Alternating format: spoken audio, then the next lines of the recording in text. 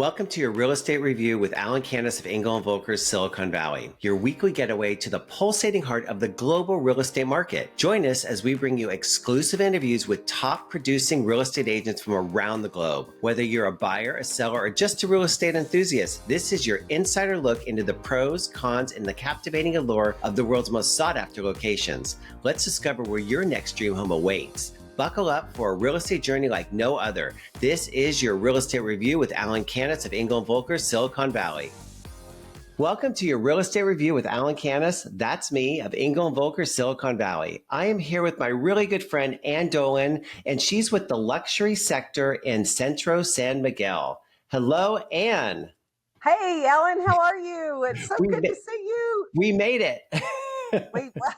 We got to this point so far. That's all I'm saying. It's great to see you too. Thank you so much for being on the show and being able to share your experiences. And like I say, let's just dive right in. And can you tell us a little bit about what you did before real estate? One of my favorite stories. So, well, I've been in real estate now 28 years. So I got to go way back. When I was a flight attendant. And what I realized, the correlation between real estate and it's a service industry. So if you're able to look someone in the eye and just have a great conversation, I somehow landed here, and that's a whole nother story, but yeah. But you were not set out to be in San Miguel. Like you said, you just somehow landed here and you fell in love with it. Well, my husband and I, we've been married. We just celebrated 35 years of marriage. And congratulations. Thank you. And we dated on and off for 10. So I met him when I was 15. So it's been more than 3/4 of my life now, which is in our case, it's a good thing, right? Yes. And so when we married, we just knew we wanted to experience other countries. We knew we wanted to leave this world with zero regrets, right? I mean, quote unquote, right?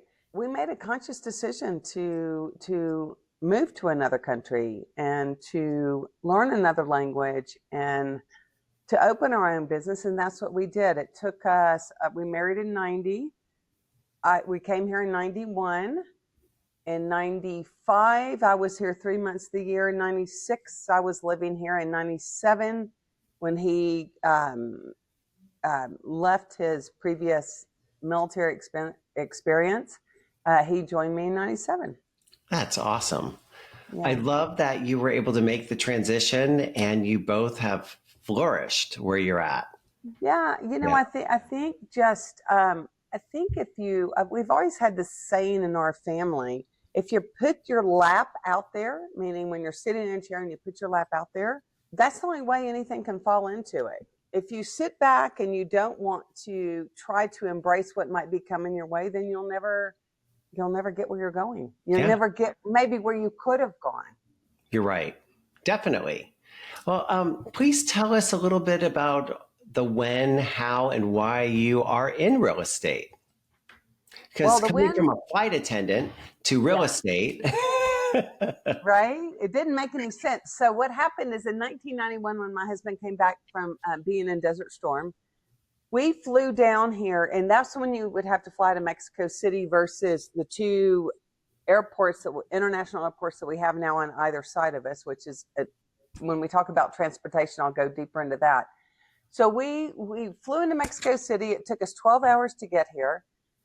We landed in San Miguel, and it was just like, oh my gosh, cobblestone streets, beautiful church, architecture, weather, the people we met.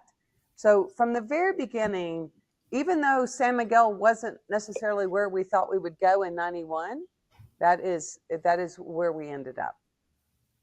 And it's beautiful there. The colors are the vibrant colors, the cards that you send. I mean, it's just fabulous. And at some point in time, I will be making a trip there. So I hope so. So a while back, I did a blog just about the 7 C's of San Miguel, and I've got them written down because I didn't want to forget one. Everybody asks us about how we live here, and it is so hard to put into words unless you actually daily experience it. So the 7 C's are color, culture, community, cost of living, cuisine, climate, and the care that is given here. Oh, I love it. You don't hear care very often, so it's nice. Well, I will tell you, just to give you an example, we chose about 4.5 years ago to move my mother-in-law here at 90. Okay. Wow. Okay. That's a big move. That's a big move. And, we were fortunate enough to be able to plant a rose garden and have hummingbird feeders for her. And she was just here on Saturday. And the way she is touched, and I don't know, the attention they give is just beautiful. It's just beautiful. That's nice. It really is. Would you tell us a bit about your background in real estate and your specific experiences with clients purchasing a first, second, or third home in San Miguel? So when I initially came here, so I became a partner in a company in 1996. It was the first full service company here, meaning property management, leasing, and sales. I learned a tremendous amount about when you cross your border, if you're not comfortable with just being in the United States, when you go internationally, I learned what people needed. I learned how I could help them. And so that's how I got started here. It was in that realm. And then we sold it in the year 2000, decided to have kids. I was always in the marketing aspects of our businesses. And then I decided to go back into, it's kind of a funny story. I went back into real estate when I guess he was 8 years old then, 7 or 8 years old. You might appreciate it. Might appreciate this with your seventh grader. Yes. He goes, so Mom, what do you do all day? And I said, what do you mean? I work for the family. I'm constantly driving y'all around. I'm doing this. Nah, Mom.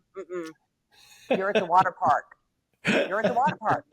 And so that day is when I called our partner Nancy back and I said, oh my gosh, I have to show my kids what it's like to have to work, want to work, to give them guidance, to not let them think that everything just falls in their lap. And so that's when I went back into work. That was 2015. Oh, I love it. Yeah. So the water park, you had to hang up your swim trunks. That's great. Or going down the tube. I don't know. Honestly, to this day, our family kids about it. We don't know what he was thinking, but that's what he saw his mom, how he saw his mom at that point in time. And so that was what was the narrative that I had to change. I remember with Casey, she was in third grade and they had the parents come in and tell what they did for a living. And so I dressed in a suit on top and shorts on the bottom so that I could show in Hawaii, you dress like this. In New York, you dress like this. And here in California, you can dress like this. And that I was a real estate agent, et cetera, et cetera. And one of the funny things is, because where we're at, and I guess we just kind of take it for granted. I said, if you had anything to change about your house, what would it be? And kids were, I want a submarine to be able to come underneath. I want to have my yacht to be able to pull up to I mean, it was pretty amazing what these kids wanted. And they're in third grade. Yeah. And then I said, how many have you been to Paris? They all raised their hand. How many have been to New York? They all raised their hand. I looked at the teacher and she goes, they've been everywhere. Wow. Isn't that amazing? So how clever to even think of that as a topic. Yeah, that's me. And that's the kids were just, their imaginations just ran wild. To have a submarine go underneath your house and pick you up. I mean. Well, Alan, for you to be in a tie and a jacket and shorts. Oh. Works both ways on that one. Works both ways. Exactly. Yeah.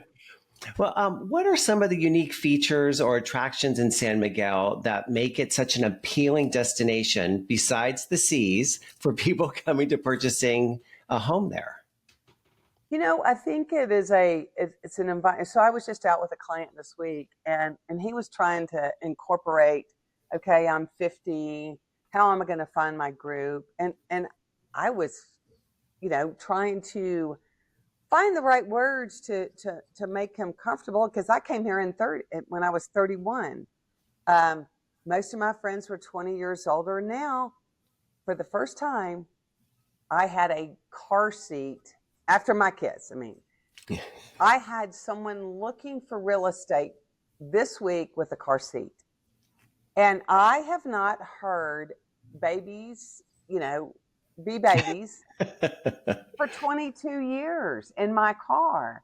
And it was such a fascinating, cool experience. And what they want to do, they want to they have a 16-month-old and she's pregnant.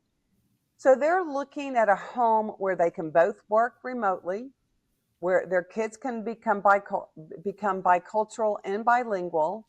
Love And it. they want to show their kids another facet of what life can give you if you put your lap out there.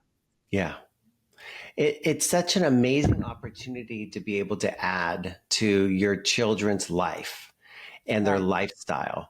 I remember when Casey was in kindergarten and we were traveling. Mark and I have always traveled, but now we have this baby, and her kindergarten teacher said, until she gets to college, high school, I felt travel as much as you can with her and give her the life experiences rather than sitting in a classroom. And so, without going overboard, of course, and so that life experience, to be bilingual, to be of another country, et cetera, is just amazing.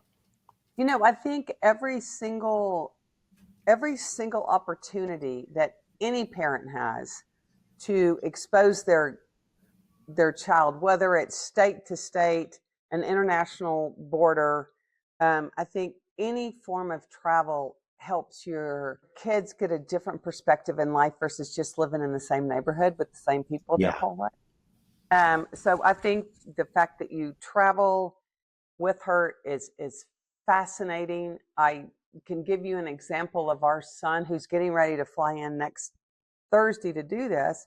So in Mexico, we are the cradle of independence in San Miguel.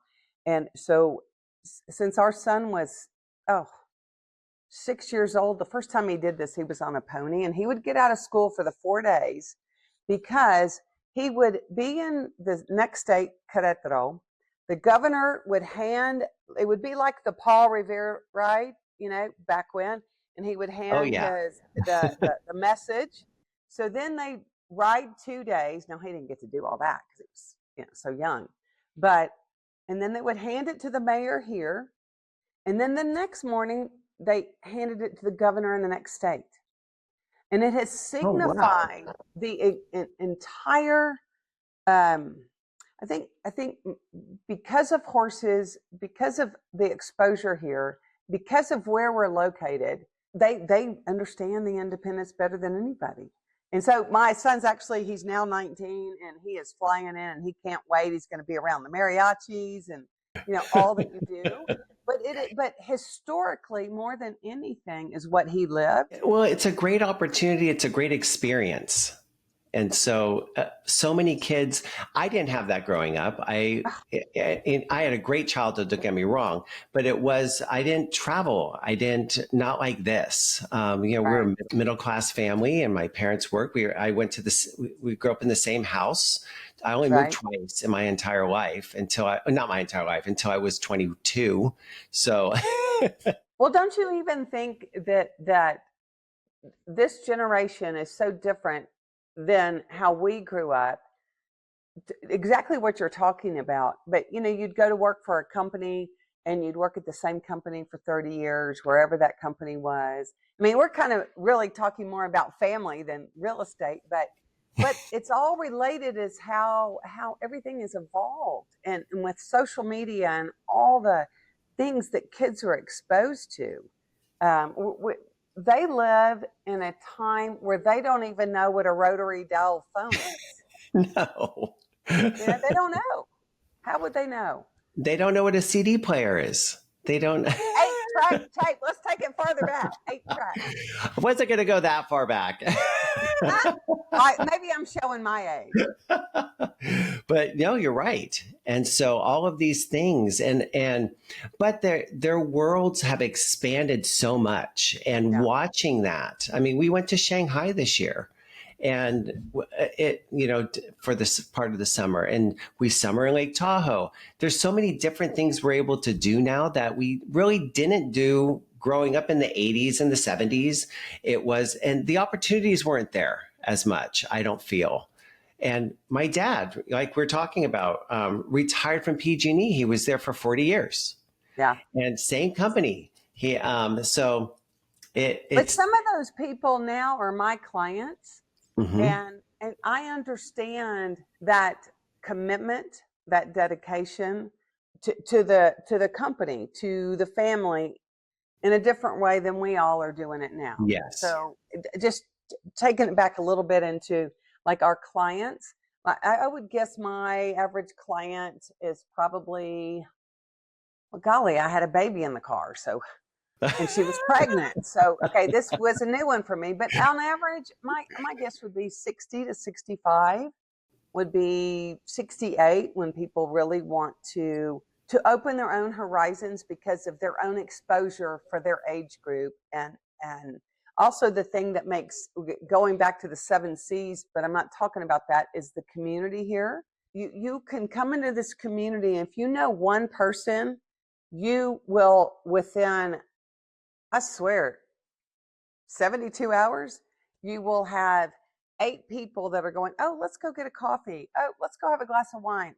Let's go hear the mariachis in the town center. So there's so much vibrancy here, as far as day in and day out living. And then you not expose, that wouldn't be the right word, but you have the culture. And there's some of our clients that come here and they only care about staying in their lane. They're happy just speaking English and all that. And then there are those that just want to jump in and have a foot in both canoes, and they're heavy into the NGOs, and they'll go out in the campo and they'll be speaking to young kids in Spanish. I mean, there's so many different levels here you can live that, honestly, one of my notes was, it's hard to explain a lifestyle. It's hard to explain what we live day in and day out. You just have to experience it. Well, and I think you've answered this question. We're all hearing the buzz about San Miguel. Right. And what is the excitement about, and why are people purchasing in San Miguel? I think, having lived here as long as I have, I've seen different evolutions of San Miguel. I see different reasons for why people lived here. So when my husband and I chose to live here, we weren't at that point in time thinking about raising our kids here. We were just wanting a year experience that turned into 28 years. Even when my partner and I had our business that we sold in 2000, the moment somebody wanted more hangers in their closet, we're like, you're missing the whole point of being here, right? And now with the luxury brands that came in around, well, first off, being part of UNESCO in 2007, and then the Rosewood, Le Hotel Dos Casas. We had some Matilda. Oh my gosh, that's contemporary art. It was way ahead of its time. Still is one of the most popular hotels here. When all of a sudden we got on the Nationals radar, and which was exciting because they always kind of looked at us as like, we're country folks, And so it was really to see all the different decades, because I can now say, which is amazing, I can say that. The decades, it's been beautiful to see it evolve. And then I was in a debate with a friend of mine that started a podcast, and he was saying, all the old folks that have been here for a long time, I go into that category because I've been here for as long as I have. And, they aren't happy with all the changes, huh? I said, but you're not an old folk. No, heavens no. I'm young at heart. But his point was, the people that have been here for so long, they don't like all the growth. And my my comment always is, if a city is not growing, it's dying. So you only have two ways to look at it. Everybody wants to be the last one to close the door on paradise. That's true. And Yeah. that happens in your area, in the Bay Area. You know, they don't want more people, and your prices just keep going up and up and up. And then the people that have lived there their whole lives, you know, people want to say, "Oh my God, you pushed them out." Well, not really, because you were able to sell your property for an amount you would have never had and live a different life than you could have had. So true. So I know, but I might be hitting a topic I shouldn't, but it is true. No, you're good. It is true. It is 100% true. My parents are a prime example. My mom says everybody thinks Pacifica is foggy. And it's foggy probably 20 something percent of the year. The rest of the time in the back of the valley, it's gorgeous. And she Right. says, I don't want people to know that. Yeah. What you do if you want your property values to be higher. Right. And she said, well, Right. yeah, there's that. And speaking of property values, Uh-huh. how would you describe the current real estate market in San Miguel? You know, I feel like our market as of this summer has just exploded. And I think what we had to live through, which you all don't in the United States this particular year, is we had to live through an election of a president here and then an election of a president there. And I don't want to go into politics, because what I'm seeing is it doesn't matter what party you're in. I think people now are a little bit more comfortable where things are going. There's some people that just maybe want out of the United States. There's some people that just want a different experience outside of the United States. I see a little bit of everything here. Yeah. And I think that this past year for us, 2024, was tough because we had to go through two different presidential elections. And then you have to see how both sides shake out. And they're still figuring it out. But the two countries are so intertwined that those of us that are here, we know it will work out. Yeah. It can't not. It just can't not. So and I hate all the stuff. That's not a family word we use, but Dislike. you know, I just dislike all the rhetoric that, you know, wants to pit people against people. Just, you know what? Just choose what you want to do. Realize where you're comfortable and how you want to experience and have some great years of your life, wherever it is. I'm not even just saying San Miguel. I'm saying wherever it is. And it's okay for somebody to be in the left lane and somebody to be in the right lane. You don't Absolutely. have to ridicule one another for being in your different lanes. And just, can't we all just get along? Oh no, let's break out into song. We should. Yeah. Why can't we just get along? What trends should potential relocators be aware of when they are thinking about coming to San Miguel? Relocators, I don't even use that word. I use more second homes, because we don't have a relocation market, right? We are 100%. It's a passion destination. So, you know, you're either going to want to own and have pride in what you own and jump in. Language is not that big of a barrier here. Just like it's not in Houston, Texas. I mean, you can go anywhere. A lot of people feel that language is the biggest barrier. Not here. I mean, when I call the United States to take care of whatever I need to, I mean, press 1 for English, press 2 for Spanish. So I don't see language being a big barrier here. So more than anything, my family is light-haired, you know, light-eyed, and my husband isn't, and one daughter isn't. But it doesn't matter. Wherever we go, they want to practice their English. And so I will speak to them in Spanish, and I will be saying, I did that perfect. And then they're going to go, and how can I help you? And I'm going, wait, I was just trying to order that in Spanish, and you didn't understand it. or whatever it is, right? The other, if you want to, it would be language. It would be learning to be bicultural.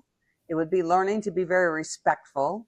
It would be learning that mañana, we have the saying, mañana, everybody knows that means tomorrow, right?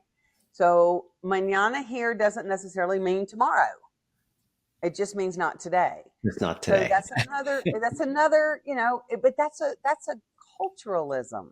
I mean, Yeah. that's not something that, you can necessarily learn. And then the only other thing would be if you're wanting to remodel or buy an old hacienda, you're going to have to deal with some of the regulations for a historical property. But I think that's in every city and every town. I agree.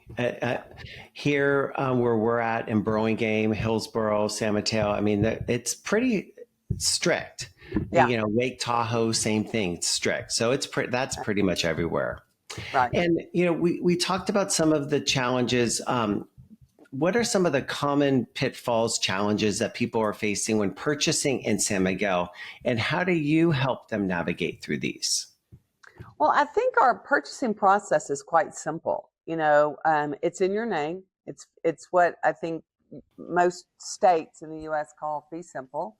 We're not near an international boundary, so you do not have to put it into a trust. It's quite an easy process. How we do it is you go in, and I try to do a full circle tour of where I'm comfortable with my clients purchasing for their investment, right? And so once we do that tour, let's say they found a house that was in the area exactly that they wanted. It had the check marks, because you have to choose check marks, because it's not like going into a certain neighborhood in the U.S. where most of the houses are all the same. You can have a $3 million house next to a $200,000 lot, or there's so many caveats to where you buy and the price point. But it's not a hard process. So you go through the offer to purchase, which is basically just to come to terms, price, time, whatever. And then we do an inspection, and then we go to the buy sell. And it was so funny. I've got a closing at 9:00 in the morning. Buyers, sellers are sitting at the same table. I don't think that's common. No, that never happens. You never have them in the same room. And here, everybody is, the people that are selling their house had so much pride in their house, and they are passing it on only because they're probably leaving because of health reasons, which our health care is great. Grandchildren. I just was in a house the other day, and they're leaving because she lost her husband, and she and her girlfriend want to travel the world. I mean, they're not leaving because of any other reasons than I just stated. So Nancy, our partner, she'll never leave. She's going to be here the rest of her life. She's like, I am so happy here. Her daughter's here. I'm sitting here and I'm looking out at my view right now, and the temperature, we didn't even go into the climate. Our summer is the month of May. So it starts around the third week of April, goes to the second week of June. So summer that's why half of Texas comes. So now we can go into, who are your feeder markets? Well, state of Texas, state of California, and then you jump off, like I just was on a call with somebody from North Dakota.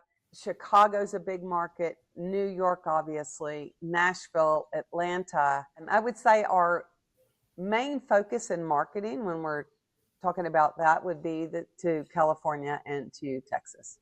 The bordering states. Florida too, but Floridians love their life. They love what they have too. So yeah, and they have no state income tax and all that, so that's different.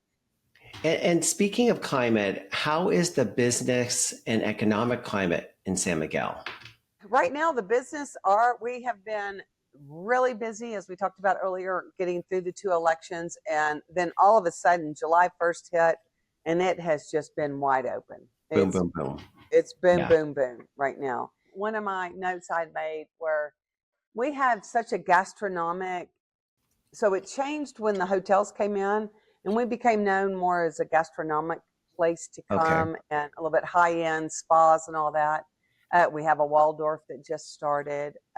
We have a Marriott that has which I have not been to because I just found out last week, but has a Michelin star chef. So woohoo, gonna go there. There's just so much. There's so much opening up to us. There's always a rumor of Four Seasons is coming. We have the Rosewood Residences, which are great.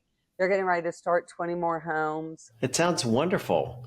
And can we talk a little bit about the outdoor living? What are some of the activities that are available for people that like to be outdoors? Well, since we're able to be outdoors year round, I mean, literally, my doors are all open right now. They're open here. The temperature's perfect. But as far as we have everything from horses, hiking, bikes, balloon, we have everything. We have everything. The only thing we don't have, and I cannot make this one up, is water. Okay.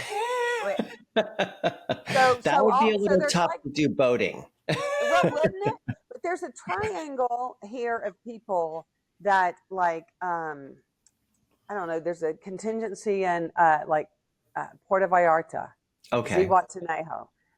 There are people that are coming more and more in from Cabo, which is interesting because they probably think our real estate is just free, like Californians do. That's the only thing that we're missing here. Okay. I mean, you can take puppet making classes. You can take clay classes. You can do jewelry classes. Wow. Photography, any discipline, anything that is your passion, you will find. And so that was one of the conversations I had with a client this past week. He was like, how do I find my group? I said, well, what do you mean? What do you like? Immediately, NGOs here. So a majority of them have been started in the last 25 years by Americans. There are probably 140. Wow. So Jeez. whether you want to help, well, in a little small town like this, that's a lot. That's so a lot. It is a lot. And so whether you want to help children, you want to help elderly, you want to help with food, you want to help with education, you want to help with, I just got something today about young girls hitting puberty, how to help them. Then I'm going to, on Tuesday, we're going to a black tie event, black tie in San Miguel, which is hysterical. But we have started doing that now. I mean, we started about 5 years ago. So anyway, we're going to an event at the Rosewood, and it's to support a charity that is very near and dear to our heart. It would be similar to Habitat to Humanities, Okay. but it's called Casita Linda, and the beauty of it is the woman owns the land. I don't know if this is going political or not, but the woman does own the land. Okay. And then it's like block housing, and then we go in and we paint the house and we help with blankets and pots, pans, and all that's that. Wonderful. And every single time, it's the husband and wife and the kids.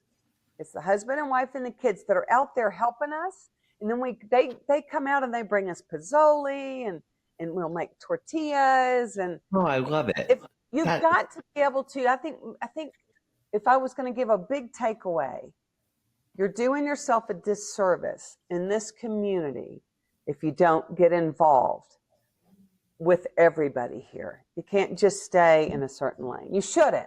You can.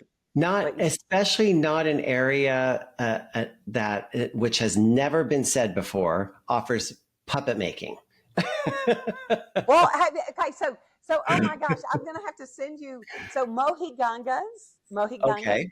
are the tall puppets that you.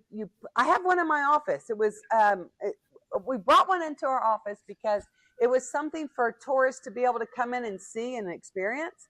So you crawl into this little wooden thing and you have a little window about halfway down a skirt, and then you've got this big head up here. Okay. Yeah. And you dance through the streets. And so what people do, you can take that class, you can bring your own bottle of wine, you can bring cheese, you can just have a big time. But what a lot of times how they're used is for weddings. So you have a bride and a groom, and they In this case, with me and you, it'd be darker hair, dark eyes, it'd be blonde, blue eyes, and they make the puppet to look as close to you as they can. Oh, that's wonderful. That sounds Isn't like that fun? fun. Yeah. Yeah, it is fun. The next question, I want to keep going on with the puppet making, but where people are going to want to know about real estate. In what ways do you, as a real estate agent, provide value to someone relocating or moving from another region or state? And how do you differentiate yourself from other agents in San Miguel? Well, that's kind of somewhat easy for me. Longevity, Yeah. experience, and my knowledge. There are not many people that can compete with how long I've been here in the industry. So that right there knocks out a majority of the people. I think my advice to anybody that would be interested is, what is your goal? Leave this world is too strong, but how do you want to experience this world? And I would say embrace and enjoy the process. Realize there's nothing about perfection. Realize, just like in the US, you're going to have some surprises. I do my best to eliminate.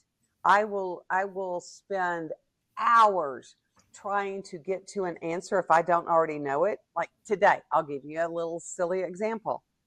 Okay, I don't know a lot about septic systems, and this is a country property. And so I'm trying to I'm trying to learn as much as I can about a septic system. And then it's time to bring in the professionals. It's time to bring in the people that really can give you the answers. But I'm going to do the due diligence to see if you still want to continue to move forward with the idea of buying a house that has a septic system.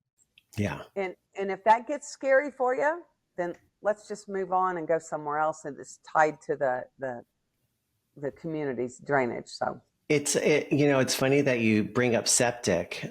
We were in Tahoe and we went to a property that is almost 100 years old, and it's on septic, and they've owned the property for 32 years.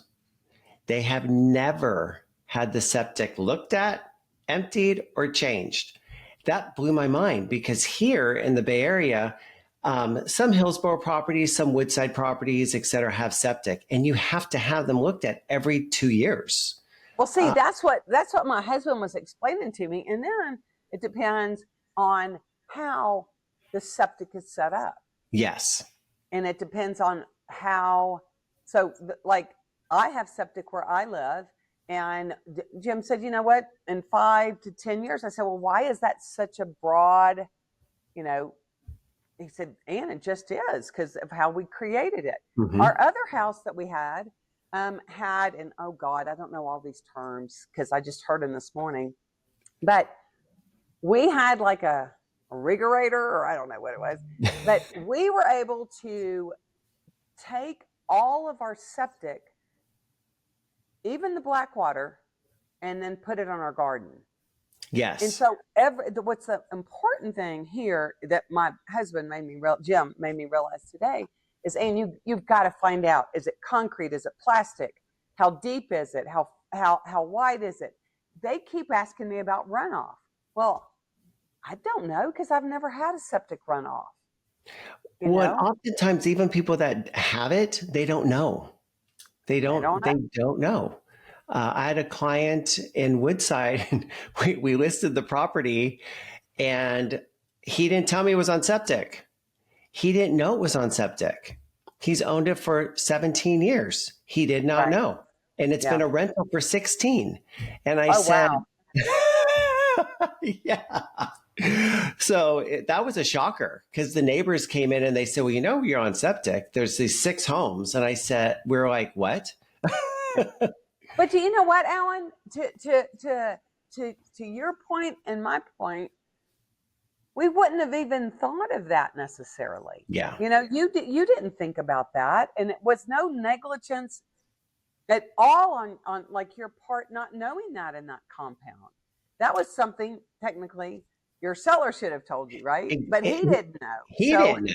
And I said to him, when you bought the property, and he said, Alan, I only lived there a year and it's been a rental. He said Yeah. nothing's ever gone wrong with it. And so it was Right. built right. It was done right.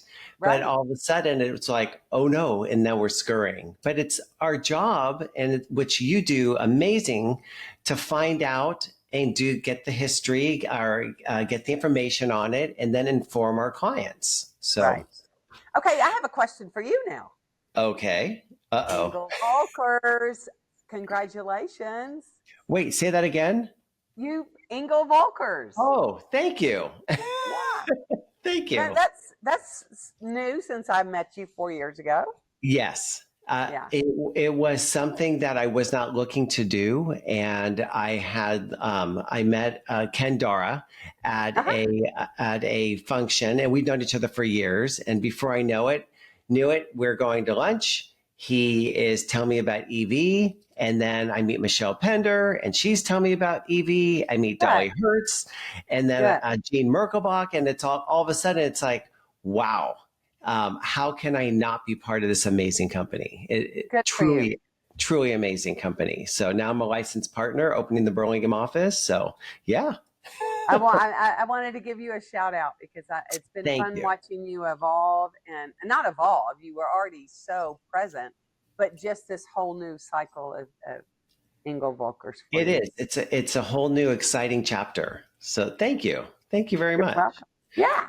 Well, and this leads me into my next question, that I am very much a foodie. I love food. And Mm-hmm. as many people know, before I was in real estate, I owned a company called Beyond Gourmet Oh, and hosted I dinner bet. parties. Yes, and it was a big thing. And so I'm hearing more and more about San Miguel, and it's becoming a foodie destination. You talked about Michelin Yeah. rating in I think it Right. was the Marriott. Right. So would you tell us a little bit about the culinary experiences? You know what? I think it really started about, I want to say 2008. And I will tell you, I feel like to a degree, Jim and I were somewhat instrumental in this because we partnered up with some very strong people out of Mexico City and then had our team here.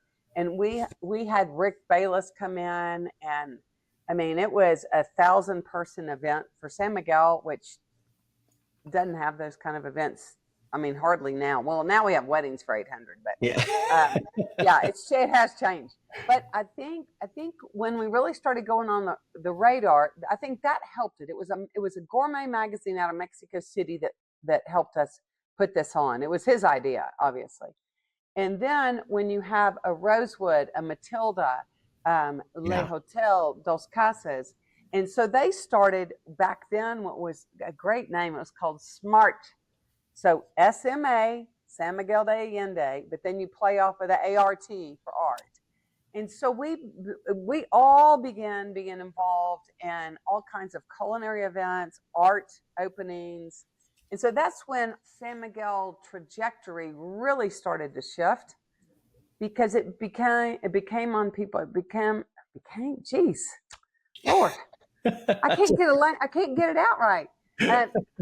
It started to become, how's that, on people's radar, and people would come in, and then you have O2Me, which is a jumping event that we have. We have 500 to 600 horses that come in 4 times Wow. a year from all around the world.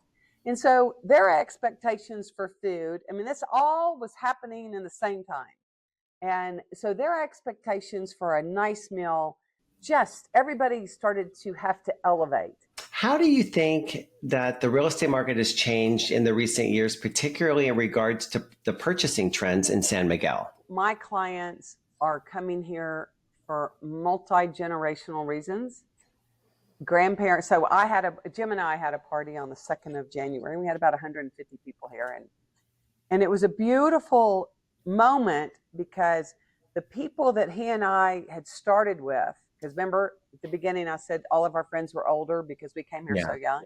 You know, they all had kids when we all met them, and then they started having grandkids when Jim and I were having kids. I mean, it's just kind of been one of those. So we had a multi-generational party, and so what I do see is that the grandparents, the great grandparents, the hierarchy in the family, they are wanting to have the moments with their kids that give them experience that they'll walk away with for the rest of their life. Yeah. And that's hard to do everywhere. Here you can be in a 7-bedroom house. You have somebody making your breakfast, lunch, dinner. You have somebody attending to your bed. So every moment you're with your family is 100% quality. Even in the 90s when I was here, the women would come in and were like, this is awesome. I get to talk to my kids. I get to have fun. But it was before the internet. And so the husbands were like trying to figure out, if you didn't play golf, you didn't ride horses, what do you do all day? Well, that has so shifted, especially, of course, with the internet. Now the guys are able to come here and work the entire month. They don't have to fly in and out on the weekends. So the experience itself as a family unit has changed, evolved, and is beautiful. I love it. That's great. Casey, she's 12. And Right. since she started at school, it's always been so important for me to make a good breakfast for her. And don't get me wrong, there are those days that she gets a bowl of cereal. But for the most part, it's eggs, bacon, it's something, pancakes. I enjoy it. And because it's for such a short period of time, and it's going to be poof, and she's going to be off college and etc. And that's how I grew up. My mom was stay at home until I was 10 or 11, but we had breakfast and etc. So I enjoy that quality time. Well, and one of the things that our kids grew up with, so they would go to school and they would have almuerzo, which is around 11 o'clock. We'd send them, a snack. And then they would leave school at 2:30. And every single day we were having family lunch at 3:30, and then they'd be off to their activities, whether it was swimming, golf, horse, whatever. That's lovely. That Jim and I attribute part of why our family is so close is that every single day we had lunch together. We all took an hour and a half to sit there, talk about our day, and then everybody scatter. I mean, that's just, everybody does that. It. And then here, I'd love to, I know we're almost at an hour, I'd love to end it with family is everything. Every weekend, there's not a restaurant we couldn't take our kids to. They're included in everything. And that also is a beautiful thing, because your kids at a young age are learning to really have a good conversation with adults. Yeah. Yet they're running around with their friends having a blast, and you're able to sit back and enjoy and watch them as they're doing it. And that was a beautiful thing. And I think I need to ask my kids some of these questions so that I can incorporate what they feel now as a 22, 20, and 19-year-old about what they experienced. You should, definitely. Yeah. And on that note, Ann, I want to thank you so much for being on the podcast. And anyone that is looking to think about, have questions regarding San Miguel, Ann Dolan is the person for the luxury sector in Central San Miguel. And thank you so much for being on the show. This has been your Real Estate Review with Alan Canis. Again, that's me with Engel & Volker, Silicon Valley. Until next time, thank you.